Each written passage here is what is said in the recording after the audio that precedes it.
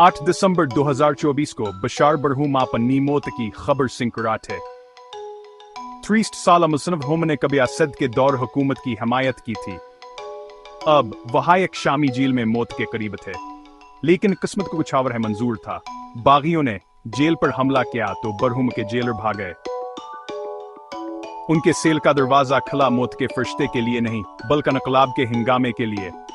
बरहूम की अनिशाम यालमिये का एक छोटा सा एक सह उम्मीदावर नाउमीदी की कहानी, एक कौम की कहानी जो जुल्म से आजादी की ख्वाह है। बरहूम की रहाई गैर मामूली होने के बावजूद शामी खाना जंगी के पीछे दहताने बाने में सिर्फ एक धागा है।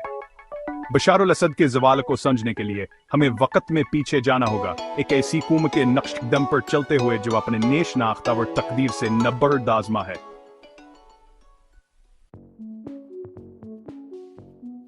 सदियों तक शाम थमानी हुकूमत के जबर तले रहा।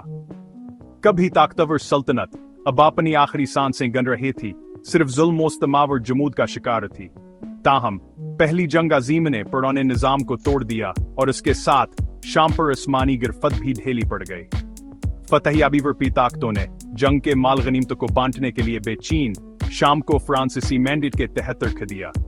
1946 में बालाखिर आजादी मिली, लेकिन असने कौम के इंतशार को कम नहीं किया। बगावतें और जवाबी बगावतें मामूल बन गईं। हर नई हुकूमत इस्तेहकाम का वादा करती, सिर्फ इंतशार देती। इस सियासी तूफान के दरमियान अरब सोशलिस्ट बास पार्टी अरूज पर आई, इत्तेहाद और तरक्की का वादा करके। इन्हीं सुस्तर में जनरल हाफिज अल असद, एक चालाक और जालिम अलवी अफसर, ने इक्तदार पर कब्जा कर लिया और लोहे के राज का दौर शुरू हुआ। हाफिज अल असद एक मामूली पस मंजर वाला शख्स शामी फौज में तरक्की करता गया। इसकी ख्वाहिश चालाकिया और जुल्म के मरकब से इबारत थी। एक बगैर खूनरेज़ी के बगावत में इक्तदार पर कब्जा करते हुए इसने कौम पर अपनी गिरफ्त मजबूत की, इख्तिलाफ राय को कुचल दिया। अक़लियती अलवी फ़र्क़े से ताल्लुक़ रखने के बावजूद असद ने होशियारी से सेकुलर आज़मा किया एक तस्वीर बनाई जो फ़र्क़ वारान हफ्साद से तंग कौम के लिए परकशिश थी। इसने ज़री असलाहात नाफ़ज़ की और बुनियादी ढांचे में सरमायाकारी की, गरीब किसानों में हिमायत हासिल की। लेकिन तुर्की की आड़ में एक जालिम आमरीयत छुपी हुई थी। असद की खफिया पुलिस अल मुखाबरात ने माशरे के हर कोने में खौफ पैदा किया। तशद्दुद, गुमशदगियां और फौरी सज़ाएं आम हो गईं। मुखालफत की हर आवाज को खामोश कर दिया गया। 2000 में बशार अल असद एक दिन से तरबियत याफ्ता आंखों का डॉक्टर अपने वालिद की मेरा सकावार सपना शुरू में एक मसलह के तौर पर समझा जाता था। बशार ने कुछ हम आशियल बर्लाइजेशन मुतारफ करवाए, लेकिन तब्दीली की असकी कोशिशें सतही साबित हुई।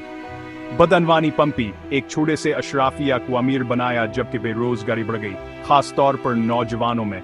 2006 से 2010 तक एक तबाहकन खशिक साली ने माशी परेशानियों को बढ़ा दिया, कौम को तबाही के दहाने पर पहुंचा दिया।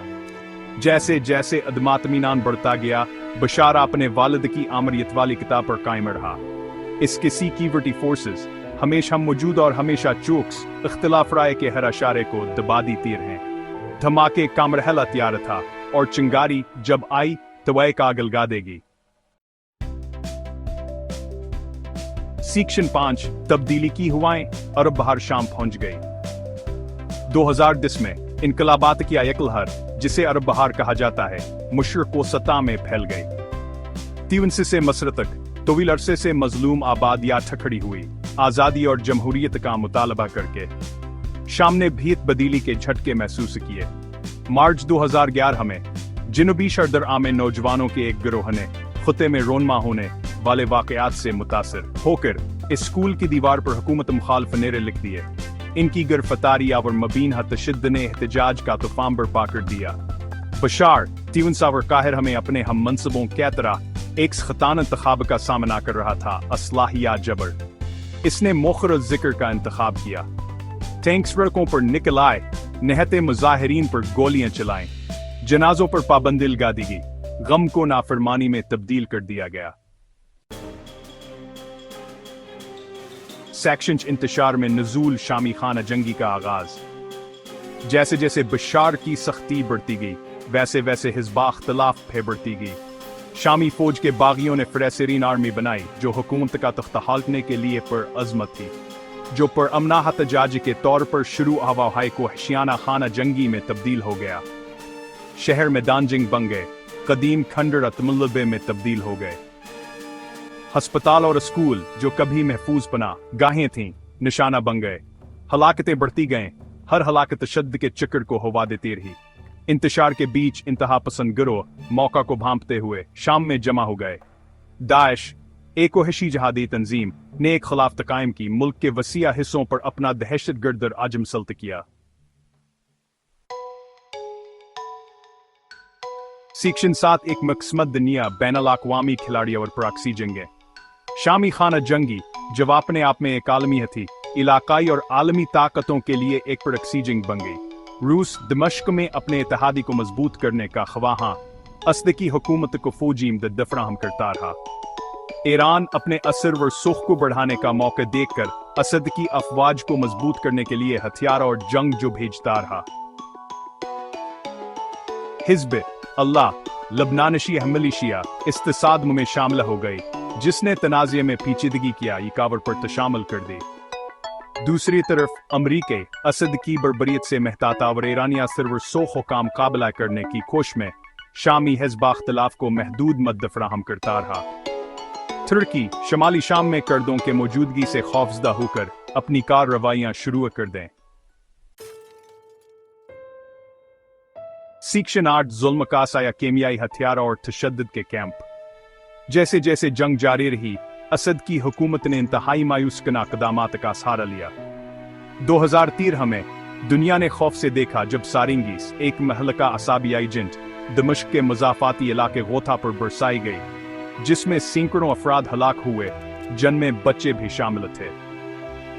केमियाई हथियारों का इस्तेमाल बैनुल अक़वामी कानून की खिलाफ वर्जी ने दुनिया के ज़मीर को झंझोड़ दिया। फिर भी असद अपने इत्तेहादियों की हौसला अफजाई से अपने हैलोगों पर दहशतगर्दी का अपना हथियार चलाता रहा। मैदान जंग से बाहर असद की बदनाम ज़माना झीलों में एक और भयान की दहशत फैली हुई थी। सैदनाया झील हुकूमत की बर्बरियत की अलामत, तशद्दुद, भूख और गैर कानूनी कत्ल का मतरादफ बन गई।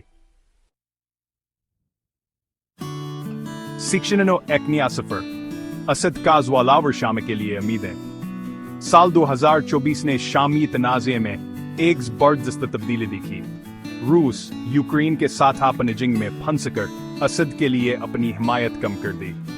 ईरान अंदरूनी बदामनिया और माशी परेशानियों का सामना करते हुए असके पैरवी की, इक़्तिदार पर अपनी गिरफ्त ढीली महसूस करते हुए बागियों के ज़ीर कब्जा इलाकों के खिलाफ एक मायूस कन हमला शुरू कर दिया, लेकिन लड़ पलट चुकी थी।